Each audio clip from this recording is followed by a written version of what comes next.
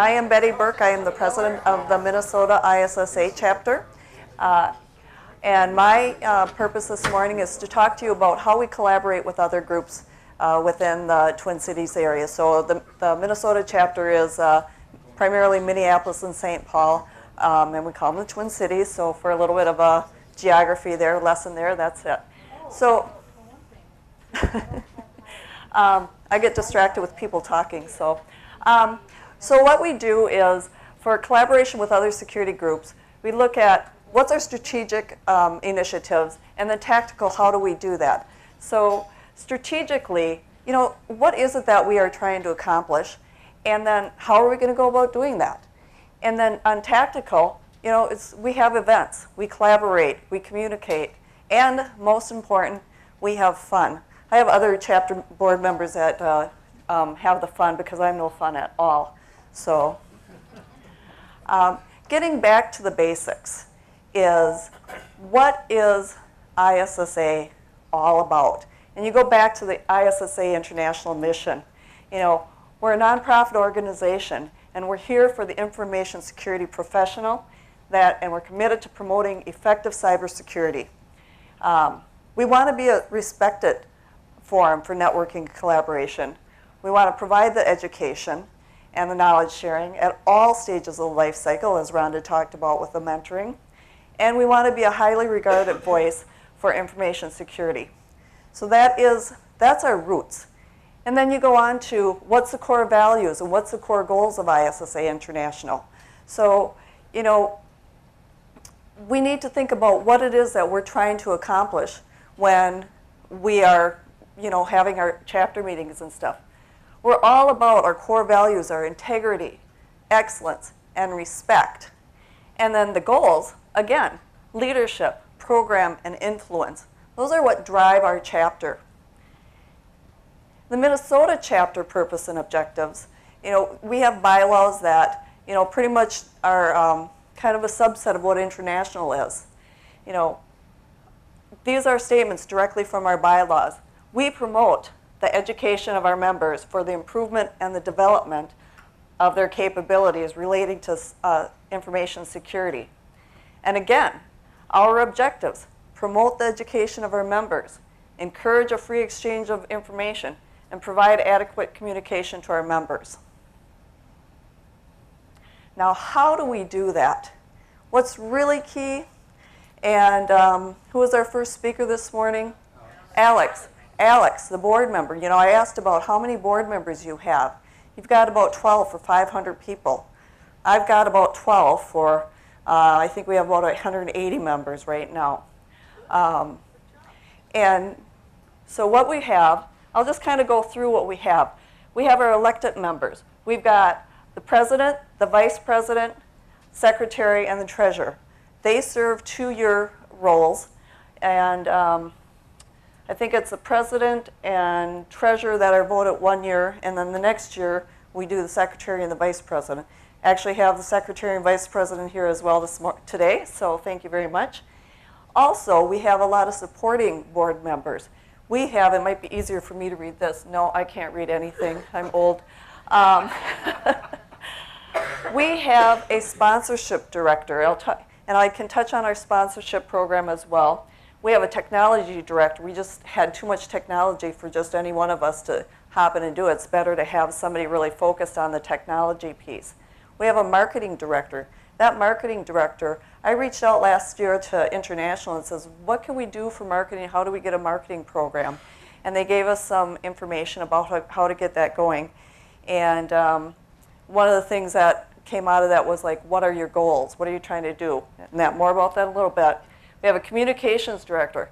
He's key. He is, you know, he knows everything that's going on.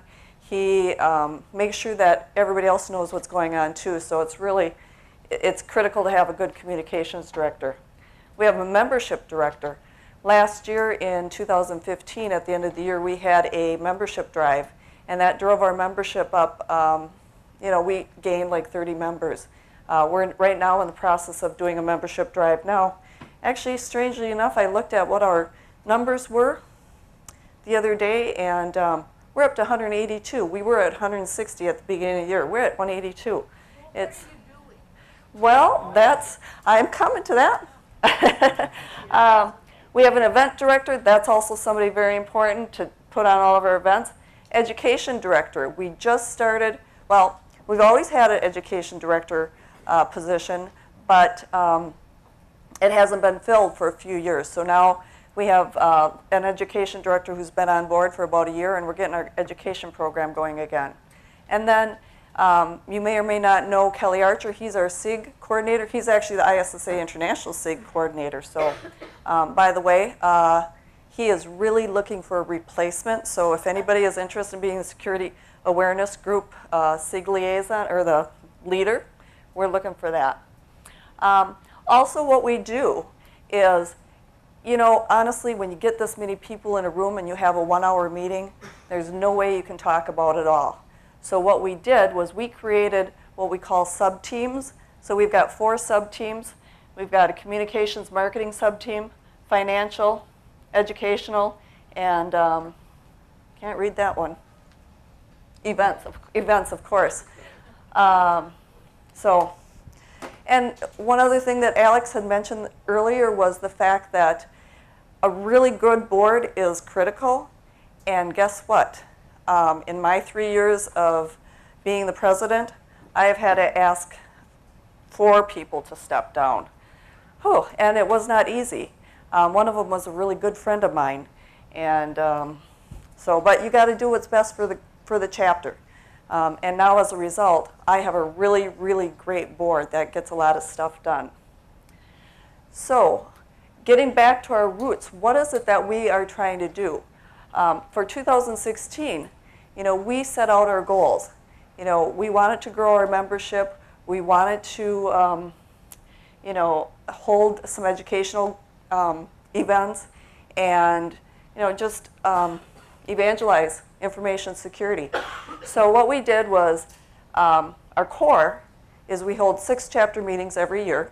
Those are every other month. And then scattered out through the year, we do about once a quarter is what we call an after-hours events. And so the chapter meetings has 2 speakers, and the after-hours events usually has 1 speaker. And the after-hours is kind of a little bit of a different crowd, and it's a little bit more casual and informal. Also, this is where we reached out to, for education, we had a CISSP study group. Before I became president, they had done CISSP study groups before. It kind of fell off the wayside as, you know, board members changed and things like that. Curtis Coates was instrumental in getting our CISSP study group back up and running. And, you know, who's the logical person that you're going to be coordinating with? Well, we reached out to ISC Squared and say, do you want to have a study group with us? And so we did. We coordinated, you know, they helped us get speakers, and it was a real collaborative coordination event. So we also do work with our local university programs. One of our board members is an instructor at a local community college. Others on our board have worked with other, like I was up at one of the St. Cloud University, which is St. Cloud, Minnesota, has a university and it has a technical college. And they wanted to bring their 2 programs together, like maybe the tech college is a feeder into the university. But they're both information security. I also noted that they had an information assurance program, master's program, which is in their business community. It says, you all have to get together. It's not just the technical side. In my role as a manager, I am looking for, and I'm more information security program, so I'm not looking for the technical hands-on people. I'm looking for somebody who understands the technical, but also understands the larger picture of information security. With all of this going on, our sponsorship is also critical. We reach out to, well, honestly, being a security manager, I get all the vendors call me up, and, you know, our board members, they call us up, and, you know, anybody that's local, it's like, do you have a local presence here in Minnesota? If yes, what would you consider, you know, getting involved with ISSA? And 9 times out of 10, they say absolutely. And our sponsorship program has actually really grown. This was our goal for 2016, and we have actually, I think we're at 6 platinum sponsors, which is, I think, $2,500, 7 gold sponsors. And I think we have 9 gold sponsors. I checked it this morning. And that's $1,250. And then we have, I think we're still at 5 silver sponsors, which is $750. So those are those smaller information security vendors out there. But they're all extremely supportive. You know, what the sponsorship program does is that they bring people to the table when they sponsor our after-hours events, and you know, continue to feed in to our programs. And then I also talked about our membership. We increased to, our membership goal is actually to increase to 185 by the end of this year. So based on the numbers I looked at earlier this weekend, should be there.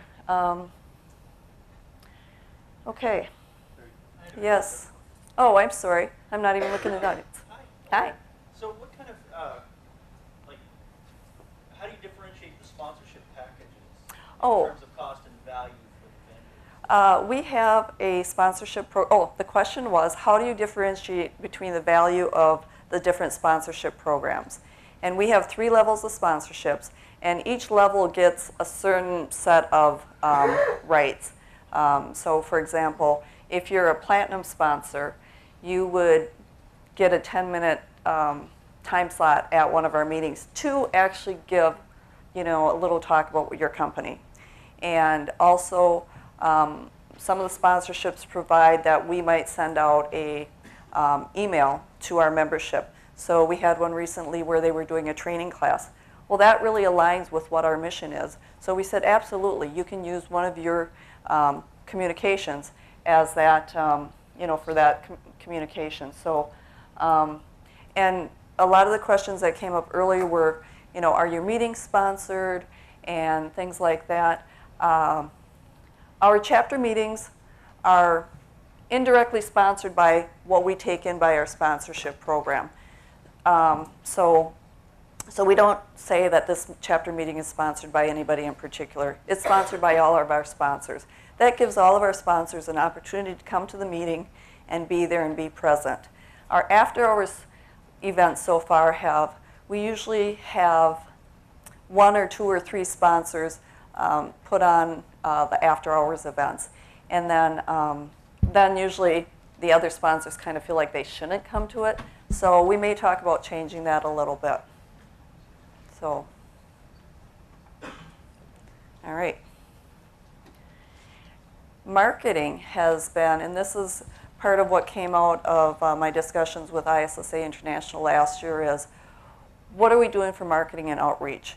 And this year, I will talk a little bit more about Secure 360, but we had a booth at these 3 events. We've had Security 360, Cybersecurity Summit, and upcoming is the Minnesota IT Government Symposium. Also, I think we were just invited to HIMSS in Minnesota not too long ago. So the Secure 360 booth, that's our big premier event of the year, is Secure 360. And that's I guess it's a 3-day conference, 1 day of educational and 2 days of conference. And that's a huge event. We had over 1,000 attendees, maybe 1,200, something like that. But it's grown over the last 12 years. So, and the other thing about, you know, remember at my first slide I said fun. You know, one of the things that we do at our Secure 360 booth is we have fun. Like we had a 10-year anniversary a year ago, and for Secure 360, and we had a birthday hat, and we had happy birthday, and we just made it fun. Another year we made people spin a wheel, and we asked them security awareness questions, and then they got a prize. I think this year we made people sign up for, we had fishing gear. It was a fishing theme, and it was kind of a play on, you know, the PH fishing versus in Minnesota in May, you know, that's opening fishing weekend. So, you know, we gave away a tackle box and stuff like that. So that's what I mean about fun. And actually, it's really interesting because each one of the security organizations that are at 360, we are the most well-attended booth. So in 2017, we're going to do Security 360 again. SANS, Rhonda was talking about SANS, and we met with SANS last summer, and they said they're going to do these events, so we want to do an event with SANS. B-Sides has invited us to come out and have a booth at their event. HIMSS, which I think that's spelled wrong. HIMSS is Health Information Management, Security, something. Is that spelled right? Okay, okay. Cybersecurity Summit, that's another event that's in the Twin Cities that happens in October. And then the Minnesota Government IT Symposium. Now, getting into how we collaborate with our sister organizations around the Twin Cities. Back in, let's see, I think it's 12 years ago, there was it ISSA and ISSA had gotten together and said, hey, we should pool our resources and have a conference together. So that was a precursor to our information security conference, which is a premier information security conference now. And now it's led by UMSA, Upper Midwest Security Alliance. And I won't read that, but what it is all of these organizations, Advanced IT Minnesota, which is part of our university system, and they take care of a lot of the security educational. So when we partner with anybody, we talk with Advanced IT, ISSA Minnesota, Business Continuity Team, HTCIA, ISACA, ISSA Minnesota, InfraGard, ISC Squared, MINSC, which is actually a brand new educational organization, and OWASP. These affiliates come together, they plan this large conference that we have every year, and also it helps to drive our smaller programs. Like I said, Advanced IT, one of the things that they do is they're very focused on educational across all sectors. Students, girls, people in their mid-career, everywhere across the spectrum. One of the things that they do is aspirations in computing, and they support the girls in technologies and spread the word on information security that way. BCPA is somebody that we've also worked with through, they've been very active in the UMSA. Sister organizations may have a vast difference in the cost model, and how do you differentiate between that? I think a good example for us is like our CISSP study group. And the question we ask ourselves is, why would somebody want to be a member of ISSA versus ISC Squared? ISC Squared costs $25, and ISSA costs $120, something like that. What's the value? So that's where we get back into our goals and our mission at the very beginning. Because what we do is we don't go to their meetings. They can come to our meetings. We don't charge anything for our meetings. So everything that we have is open to anybody to come to. So we don't charge. So I guess that's one thing. The thing with the CISSP, we don't have an agreement. However, I think we've done probably a lot more of the work than they have. But I don't think they're as big as we are. Or, they've got a lot of members, but I don't think they have a lot of active members. So, does that help? Yes? This affiliation, is it more of a, let's get all these like-minded groups together for synergy, for networking, those kind of things, rather than let's have all 10 of these groups put on an event together? Well, it's both. I mean, it started out as, let's put on the Secure 360 conference together. But as time has grown, they have come together and they've put on webinars. They've got some mentoring going on. And also, it is a way to get to, so as president, I'm automatically on that board. So it's a way to get together and to learn what everybody else is doing, to say, hey, I can help out with that. Hey, that sounds pretty interesting. And the other thing that we do is they're also kind of coming up with a shared services. So, you know, for the different chapters that don't have all the resources that others might have, you know, they're going to be providing some marketing, some website work, and things like that. So that all comes out of the money that is made through the Secure 360 conference, and that's provided to everybody in that, all the affiliates. So, and the communication piece is, you know, like when we had a women in security meeting that we had not too long ago. That was just one more avenue that we could advertise what we did. So it was open to everybody. Yeah, you got to look back at what your core, what is it you're trying to do. And honestly, I kind of jokingly said to the board as I sent off my presentation, I said, you know, what we do is we do what we do, and we do it the best, and we don't care, you know, we just invite everybody along, and you know, that openness is one of the things that I think also helps our chapter as well. We don't charge for anything, and so, most people don't come to us and identify. I mean, that's something we might want to put on our Eventbrite is, are you a member of another security organization? You know, so that's a good point. You know, we ask, so when we do our Eventbrite invitations, we ask if they're a member, a sponsor, or a non-member. So this could be another thing that they could add. You see what I mean? Where you're not going to get your membership is not going to increase because of this stuff. Okay, so the question is, your membership doesn't increase because you allow everybody to come for free, and you know, you don't kind of push them. And we've had a little. You know, there's a couple people that we notice that come all the time. In fact, there's a very good friend of mine that has been coming for quite some time, and every time I see him, I'm like, Chris, when are you going to join? Chris, when are you going to join? You know, that's kind of a friendly banter between us. He finally joined, by the way.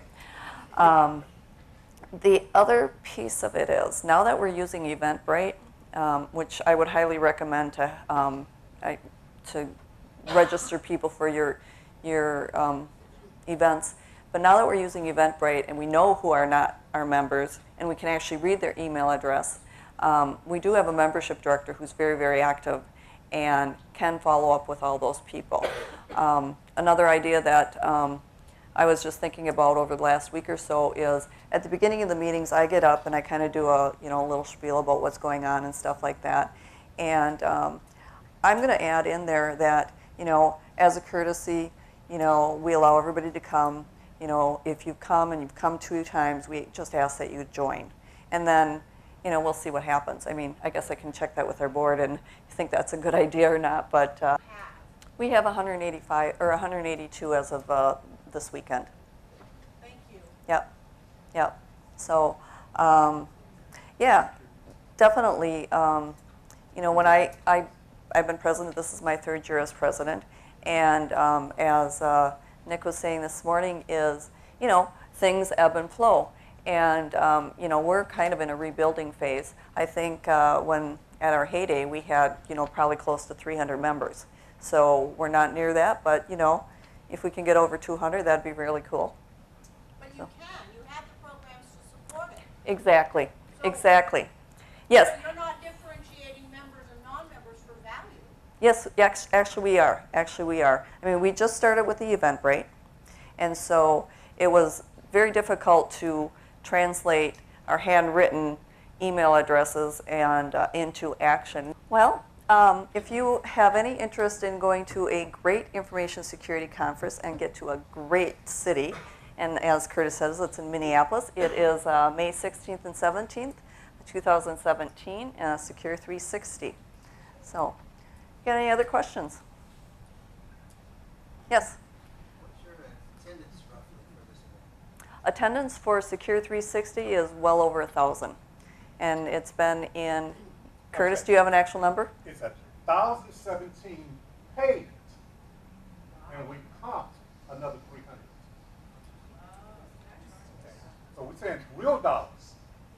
Okay, Yeah. not just people And showing up. actually last year, in 2016, we tried to extend out. We had a one-day conference in Milwaukee, and we had a one-day conference in Iowa. Both were, you know, it was a one-year first-year conference, so it was low attendance, but you know, we're learning. And I think next year we'll probably do a conference in Milwaukee. Iowa wasn't, and I don't know if there's anybody from the Iowa chapter here or not, but you know, we're looking for collaboration in those locations as well with local ISSA. Yes? Yeah, I'm not in Iowa, but I think there's some conference called CornCon. Yeah. That would be maybe. That was actually the problem was, you know, and when you're talking about collaborating, you kind of have to listen. And you know, Iowa said we have this big big function. It's our big fundraiser. Don't come now. Well, we came now. So that was the Secure 360 or the UMSA group that came when they were told probably not a good time of year. So you know, the thing is, we've got our big conference in May. So I guess they were trying to do it, you know, in the fall time. But yes. So does your chapter own the Secure 360? I know you're collaborating. And then how much do you charge? No, we do not own Secure 360. The Upper Midwest Security Alliance was formed to take over that function of Secure 360.